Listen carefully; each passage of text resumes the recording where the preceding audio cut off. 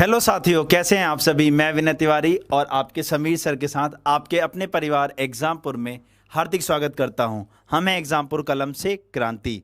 साथियों, आप सभी को वेरी गुड इवनिंग। आप सभी लोग जल्दी से आ जाइए। आप लोगों के लिए बहुत अच्छी खुशखबरी है कि जिस तरीके से कहा गया था कि 15 दिसंबर को आपका एग्ज़ाम स्टार्ट होगा, उसकी जो पहली सीढ़ी है वो आगे बढ़ चुकी है हमारी रेलवे। ठीक है ना। आपका पहले ही ग्रुप डी का जो है, पहले ही आपका जो स्टेटस था वो चेक कराया जा चुका था। अब उसके बाद बात आनी थी कि टेंडर की। तो मेन बात जो आपकी टेंडर पे रुकी हुई थी कि टेंडर किसको मिलेगा, कितने मिलेगा, कैसे मिलेगा, ये जो सारी बातें थी आपकी, ये सारी बातों का आज एक तरीके से अगर हम कहें तो समाधान जो है वो रेलवे ने निकाल लिया है। और इस समाधान के बाद अब आपको एक बात अपने दिमाग में बैठा लेनी है कि अब आपका पेपर जल्दी ही होगा। मतलब जो 15 दिसंबर बोला गया है, मतलब अब एग्ज़ाम होगा। रेलवे ने अपनी पूरी तैयारियां जो हैं वो शुरू कर दी हैं। तो जब रेलवे तैयारी में लग सकता है तो आपको भी तैयारी में क्या करना पड़ेगा, लगना ही पड़ेगा। आ रही बात समझ में सभी को तैयारी में लगना पड़ेगा। वैसे सर, जो टेंडर जो आपका मिला है रेलवे ग्रुप डी का, वो कितने का टेंडर है आपका? 353 करोड़ रुपए में टेंडर जो है दिया गया है। ठीक है ना। आपका जो एग्जाम कराया जाएगा उसके लिए जो एजेंसी को टेंडर दिया गया है वो 300, मतलब एजेंसी ने 353 करोड़ में टेंडर लिया है। ठीक है।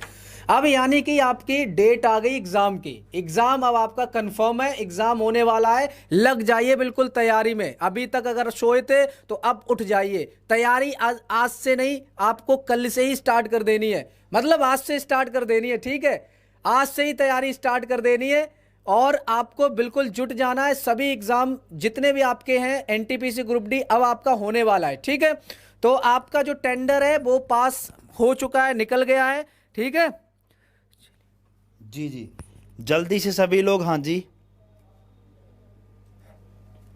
500 करोड़ में मैं दूंगा। हाँ हाँ, सही बात है। लेकिन यहाँ पे पता है सबसे अच्छी बात, ये जो भी अमाउंट है 353 करोड़, इसमें आपका टैक्स जीएसटी जो है आपका वो इंक्लूडेड नहीं है, एक्सक्लूसिव है। जीएसटी इसके बाहर है। तो आपको यानी इस तरीके से टेंडर की जो धनराशि है वो डिसाइड कर ली गई है।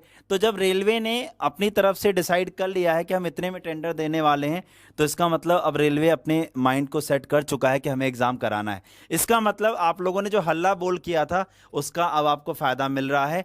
अब आप लोग सब काम छोड़ के केवल 2 से 3 महीने आपके पास हैं, और इसी बीच में आपके फेस्टिवल भी आने वाले हैं, जैसे कि दिवाली भी है, दशहरा भी है, हाँ, नवरात्र भी होते हैं, तो कई लोग उसमें भी इंगेज हो जाते हैं। तो ये फेस्टिवल्स भी हैं, तो इन सारी चीज़ों को भी ध्यान रखना है और आपकी तैयारी इस लेवल पे करनी है कि इसके बाद ये समझ लो ये आखिरी मौका है। क्योंकि अब रेलवे की वैकेंसी इसके बाद कब आएगी और कब पेपर होगा उसका कोई अंदाजा नहीं है। ये वैकेंसी आखिरी समझते हुए तैयारी शुरू करो। अभी भी जुटोगे, अभी भी अगर कुछ लोग ऐसे हैं जिन्होंने तैयारी शुरू ही नहीं की थी, तो भी वो पेपर को अगर देने जाएंगे तो अच्छा कर सकते हैं। लेकिन अगर वो आज से जुट जाएंगे तब, बिल्कुल अगर वो आज से जुट जाएं और जिस तरीके से क्लासेस आपकी चल रही हैं उन क्लासेस को रेगुलर फॉलो करने लगे, तो मैं डैम श्योर लिख के दे सकता हूं कि उनका सिलेक्शन हो जाएगा। लेकिन पढ़ाई करनी पड़ेगी तब। जी सर। मतलब अभी भी आपके पास 2 से 2.5 महीने हैं। अगर आप आज से भी लग जाओगे ना तैयारी करना, तो आप सारा सिलेबस कंप्लीट कर लोगे। ऐसा भी नहीं है कि आपने बिल्कुल नहीं पढ़ा होगा। आप 1-1.5 साल से कुछ तो क्लासेस ले ही रहे होगे बराबर। और ये बात समझ लो कि ये लास्ट आपके पास मौका है, क्योंकि अब कब वैकेंसी आएगी और कब पेपर होगा, जैसा सर ने बताया, कोई अता पता नहीं है। तब तक तो आप बूढ़े हो जाओगे, हम बूढ़े हो जाएंगे। सीधी सी बात है, 5-6-10 साल बाद तो आप एग्जाम फॉर्म भरने लायक ही नहीं रहोगे। तो ये आपके पास लास्ट मौका है। बिल्कुल जुट जाना, बिल्कुल आज से ही जुट जाइए। जितने भी आपकी क्लासेस चल रही हैं आरआरसी ग्रुप डी की आपकी रीजनिंग की, मैथ की, साइंस की सारी क्लास चल रही है। तो एक बार जल्दी से हम आपको टाइम टेबल बता देते हैं। जिसने भी अभी भी स्टार्टिंग नहीं की है क्लासेस की, एक बार टाइम टेबल बता दे रहे, जस्ट 1 मिनट के लिए।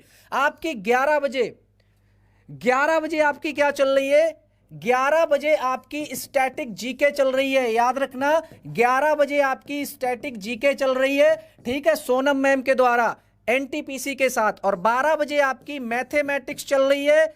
12 बजे आरआरसी ग्रुप डी की मैथ चल रही है जो आपके मोहित सर करवा रहे हैं। और 1 बजे आपकी डेली सुपर 25 साइंस की एमसीक्यू चल रही है। ठीक है, साइंस चल रही है आपकी जिसमें 25 क्वेश्चन आपके आरआरसी ग्रुप डी में पूछे जाते हैं, मैं ही करवा रहा हूं।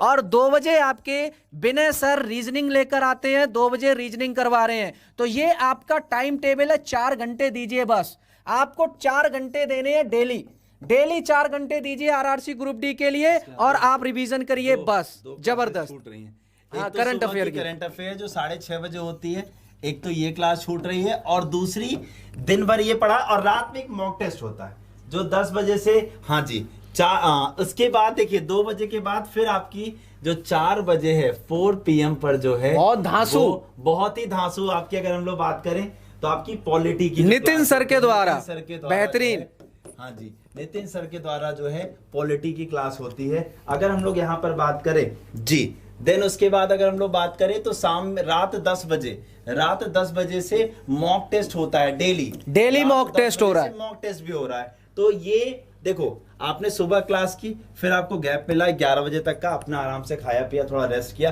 फिर 11 से 2 पढ़ा, फिर बीच में खा पी के सो लिया थोड़ा, फिर 4 बजे उठे और क्लास शुरू करी। कुल मिला के अगर हम बात करें तो हर तरीके से आपकी सारी क्लास यहाँ पर मतलब कराई जा रही है। मतलब एक बात आप समझ लो, आप अपने टाइम टेबल को शेड्यूल में लिख लो, एक पेज ले लीजिए, व्हाइट पेज, उसमें लिख लीजिए कि सुबह 6:30 बजे, यानी 6 बजे उठ जाना है आपको, बिल्कुल तेल काजर लगा के बैठ जाना है, और आराम से आपको 6:30 बजे करंट अफेयर पढ़नी है। सबसे पहले 6:30 बजे करंट अफेयर पढ़नी है, फिर उसके बाद में 11 बजे स्टैटिक जीके, 12 बजे मैथमेटिक्स, 1 बजे साइंस पढ़नी है, 2 बजे रीजनिंग पढ़नी है, और 4 बजे आप पॉलिटी पढ़ लेना। ठीक है, ये सारा आप इतना करना, और फिर रात में आप आ जाना 4-5 घंटे के गैप के बाद मॉक टेस्ट देने। 10 बजे आपका मॉक टेस्ट स्टार्ट होता है एनटीपीसी के साथ, जिसमें आप अपनी डेली तैयारी नापे, मेजर करें। ठीक है, अपने आप को जाने परखें कि किस सब्जेक्ट में वीक हो, और उस सब्जेक्ट में आप उस सब्जेक्ट में ज्यादा मेहनत करो। लेकिन आपको इस बार पक्की करनी है 1 सीट, अगर 1 सीट भी इस बार अगर पक्की नहीं कर पाए तो कभी पक्की नहीं कर पाओगे। ठीक है,